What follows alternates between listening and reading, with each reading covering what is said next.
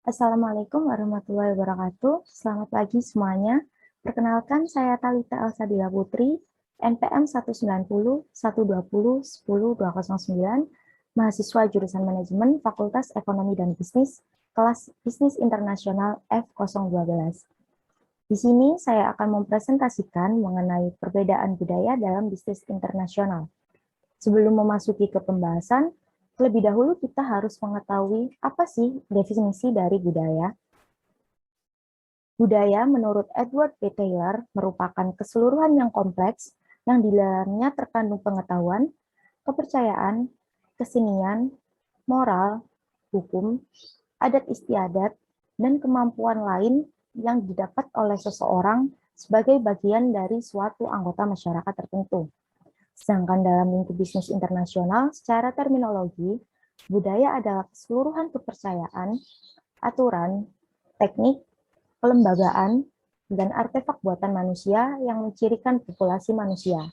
Jadi dapat diartikan bahwa budaya merupakan kumpulan nilai-nilai yang membedakan suatu masyarakat tertentu dengan masyarakat lainnya. Kebudayaan suatu masyarakat menentukan ketentuan-ketentuan yang mengatur bagaimana perusahaan dijalankan dalam masyarakat tertentu. Yang selanjutnya ada karakteristik kebudayaan yang mempunyai relevansi dengan bisnis internasional. Ada 4 karakteristik budaya. Yang pertama ada kebudayaan mencerminkan perilaku yang dipelajari, yang ditularkan dari satu anggota masyarakat ke anggota lainnya. Yang kedua, unsur-unsur kebudayaan saling terkait satu sama lain. Yang ketiga, kebudayaan sanggup menyesuaikan diri, yang artinya bahwa kebudayaan tersebut dapat berubah sesuai dengan kekuatan eksternal yang mempengaruhi masyarakat tersebut. Dan yang terakhir, kebudayaan dimiliki bersama oleh anggota-anggota masyarakat tersebut dan tentu saja menentukan keanggotaan masyarakat itu. Jadi, orang-orang yang memiliki suatu kebudayaan disebut sebagai anggota suatu masyarakat. Sedangkan orang-orang yang tidak memiliki kebudayaan tersebut berada di luar batas-batas masyarakat.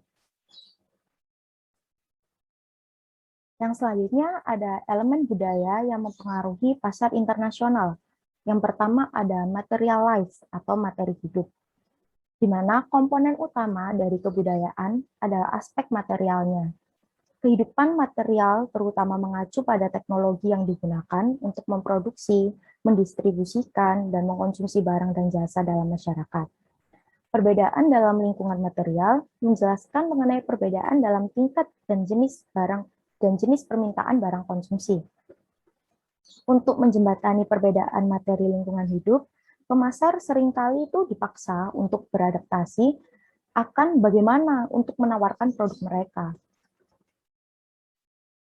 Yang kedua ada bahasa, di mana bahasa merupakan tantangan yang harus dihadapi oleh bisnis internasional. Bahasa sering digambarkan sebagai elemen paling penting dalam melakukan interaksi sosial, di mana bahasa merupakan sarana yang digunakan untuk berkomunikasi dan berinteraksi di dalam lingkungan. Jadi bisa diartikan bahwa bahasa adalah kunci dari kebudayaan, dan tanpa bahasa, orang tersebut itu akan terisolasi dari lingkungan dan semua hal di sekitarnya. Yang selanjutnya ada interaksi sosial. Sebuah aspek penting dari budaya adalah interaksi sosial antara orang-orang. Interaksi sosial ini mengacu pada cara di mana anggota masyarakat berhubungan satu sama lain atau yang biasanya dikenal dengan konsep kekerabatan. Yang keempat ada estetika. Estetika mengacu pada ide-ide dan persepsi bahwa budaya sangat menjunjung tinggi keindahan dan rasa yang baik. Estetika sendiri di sini memainkan peran utama dalam merancang visual dari produk, termasuk komponen seperti kemasan dan logo. Yang selanjutnya ada pendidikan. Dalam arti luas, pendidikan dapat dianggap sebagai bagian dari proses belajar yang melengkapi seseorang untuk mengambil perannya di dalam kehidupan bermasyarakat. Bagi pengusaha sendiri yang ingin melakukan ekspansi bisnisnya ke negara lain, penting sekali untuk mengetahui tingkat dan ukuran pendidikan pada negara tuan rumah, karena hal itu sangat berpengaruh dalam penentuan tenaga kerja yang dibutuhkan. Jadi, pengusaha itu harus mengerti SDM yang disediakan oleh negara tuan rumah apakah memenuhi kriteria yang diinginkan oleh perusahaan. Dan yang terakhir ada agama. Agama adalah aspek penting kebanyakan masyarakat, di mana agama mempengaruhi bagaimana cara anggota-anggota masyarakat berhubungan satu dengan yang lain dan dengan pihak luar. Agama membentuk sikap yang dimiliki pemeluknya terhadap pekerjaan, konsumsi, tanggung jawab individu, dan perencanaan untuk masa depan.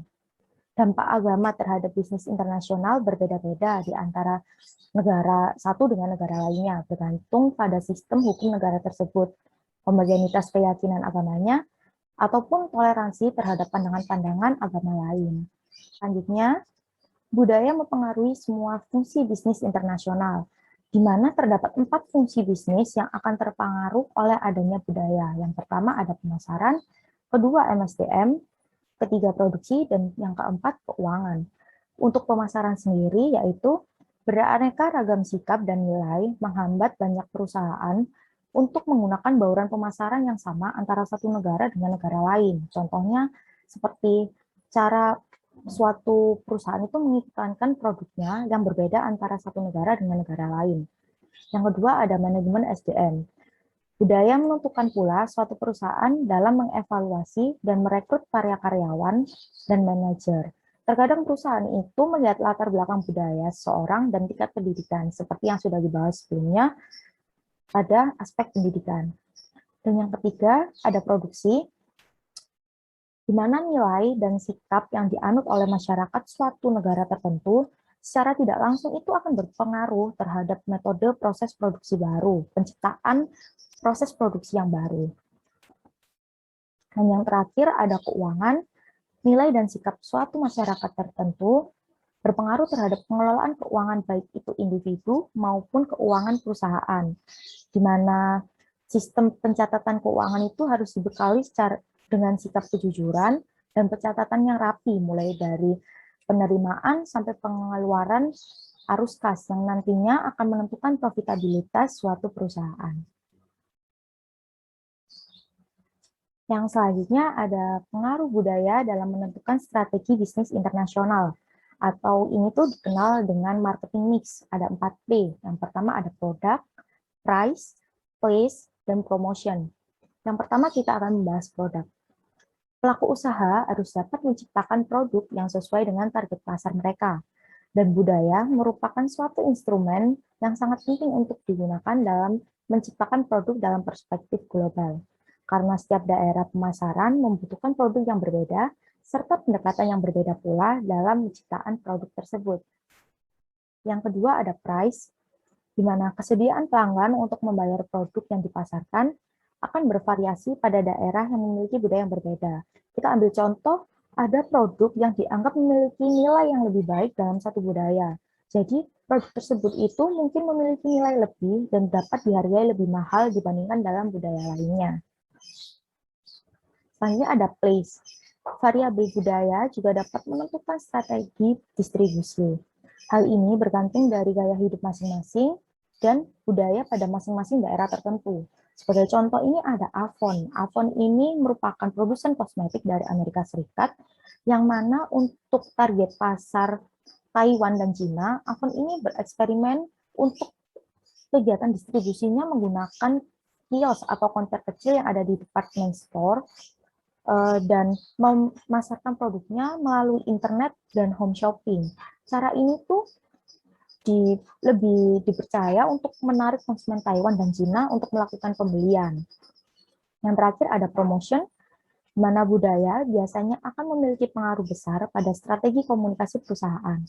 Peristiwa penting dari kalender budaya suatu negara seperti Tahun Baru Cina ataupun Ramadan, itu seringkali menciptakan peluang pemasaran utama karena komunikasi pemasaran yang berbeda.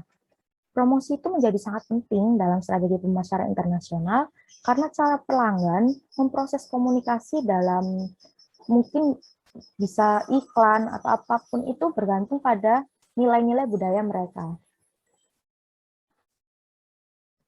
Untuk studi kasus sendiri, di sini diambil dari KFC di pasar Tiongkok.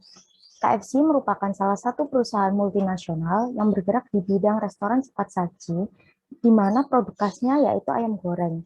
Dari 110 negara yang telah menjadi tujuan ekspansi KFC, salah satunya adalah negara Tiongkok atau Cina. Dan pada akhir tahun 2007, KFC telah bersikeras memperkerjakan lebih dari 160.000 orang Tiongkok untuk menjadi staf pegawai dan bersikeras untuk tetap melanjutkan hal tersebut dengan memperkerjakan orang-orang Tiongkok dengan tingkat persentase 100%. Keberhasilan-keberhasilan KFC pada pasar industri jasa makanan di Tiongkok tidak bisa terlepas dari pilihan strategi yang telah ditetapkan oleh KFC, yaitu strategi adaptasi melalui sisi budaya. Dalam hal ini itu biasa disebut dengan globalisasi atau perpaduan antara globalisasi dan lokalisasi, yang merupakan penyesuaian produk global dengan karakter pasar masyarakat lokal. Beberapa adaptasi yang dilakukan oleh KFC antara lain yang pertama yaitu inovasi produk untuk rasa orang Tiongkok, di mana dalam hal ini KFC berinovasi dengan menggunakan produk lokal sekitar 20% dari total keseluruhan produk yang ada di KFC. Dan kemudian produk-produk tersebut itu dikembangkan dengan memberi atau menambahkan bumbu khas atau bumbu khusus dari Tiongkok, di mana cara ini tuh dilakukan agar dapat menyesuaikan rasa dengan orang Tiongkok. Yang kedua ada target dan nilai-nilai orang Tiongkok, di mana target dan pangsa pasar KFC di Tiongkok sendiri adalah untuk semua anggota keluarga, mulai dari anak-anak, orang tua, maupun lansia. Adaptasi ini digunakan untuk membangun lingkungan gaya makan keluarga, di mana para pelanggan itu dapat merasakan kehangatan rumah yang dapat dilihat daripada iklan ataupun tata dekorasi ruangan yang dilakukan pada restoran KFC. Yang ketiga, ada kebiasaan makan orang Tiongkok. Bagi orang Tiongkok ini, pergi ke sebuah restoran itu bukan hanya sekedar untuk makan, tetapi merupakan kesempatan untuk melakukan komunikasi dengan orang lain ataupun teman yang sudah jarang ditemui. Dan karena hal tersebut, orang Tiongkok ini lebih suka bercengkrama dengan temannya itu di restoran dibandingkan dengan tempat lain maupun rumah. Dan karena hal tersebut, KFC ini membuka restorannya di pusat kota yang notabene pusat kota ini merupakan tempat ramai dan banyak pergerakan manusia di pusat kota tersebut. Dan selain itu, KFC ini menyediakan fasilitas untuk tempat bermain anak-anak guna agar orang tua ini lebih lama tinggal di dalam restoran tersebut. Yang keempat, ada adat-adat orang Tiongkok. Contohnya ini Festival Musim Semi, yang merupakan salah satu festival paling penting di negara tersebut. Untuk menyesuaikan dengan festival tersebut, KFC ini melakukan penyesuaian terhadap dekorasi yang ada di restoran, misalnya penambahan hewan yang sesuai terhadap event yang sedang berlangsung, penambahan simbol-simbol Tiongkok, ataupun iklan dan kemasan yang disesuaikan dengan festival yang sedang berlangsung. Dan yang terakhir, ada bahasa dan terjemahan, di mana di Tiongkok ini penamaan sebuah merek atau brand dari sebuah produk itu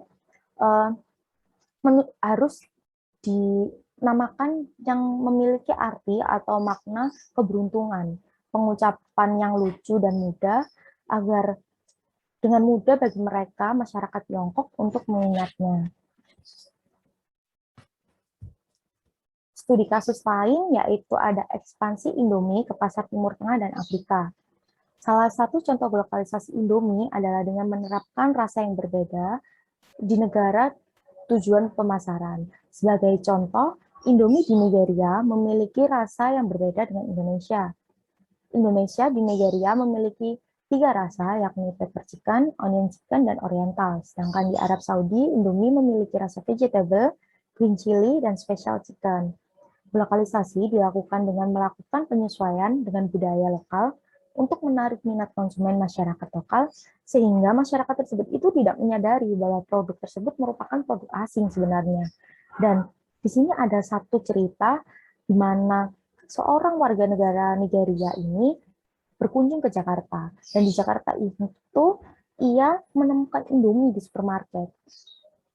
Ia heran mengapa Indomie yang dia pikir merupakan produk lokal Nigeria bisa sampai dipasarkan ke Jakarta, bisa ia temukan di Jakarta. Berarti karena pikiran orang tersebut bisa dikatakan bahwa merek Indomie ini sudah terkenal luas di negara Nigeria dan adaptasi yang dilakukan Indomie di negara tersebut itu bisa dikatakan berhasil sampai-sampai masyarakat lokal menganggap Indomie ini produk lokal dari negara Nigeria. Untuk kesimpulan, yaitu faktor budaya merupakan salah satu aspek yang memiliki pengaruh yang sangat besar dalam kegiatan pemasaran internasional. Budaya adalah salah satu fondasi utama yang dijadikan landasan bagi para pelaku bisnis untuk melakukan kegiatan usahanya. Hal ini dikarenakan budaya pada level internasional ini sangat beragam, berbeda-beda, dan dinamis, sehingga memerlukan cara, strategi, dan pendekatan yang berbeda-beda pula untuk memasarkan suatu produk dari perusahaan tersebut. Sehingga pemasar internasional ini dituntut untuk memahami aspek budaya di setiap daerah di mana negara yang dijadikan tempat tujuan untuk berekspansi, sehingga pemasar internasional memiliki pengetahuan yang baik tentang target pasar dan daerah sasaran mereka, agar mereka dapat beradaptasi dalam memasarkan produknya. Sekian presentasi dari saya. Mohon maaf apabila ada salah kata dan penjelasan yang kurang jelas. Terima kasih. Wassalamualaikum warahmatullahi wabarakatuh.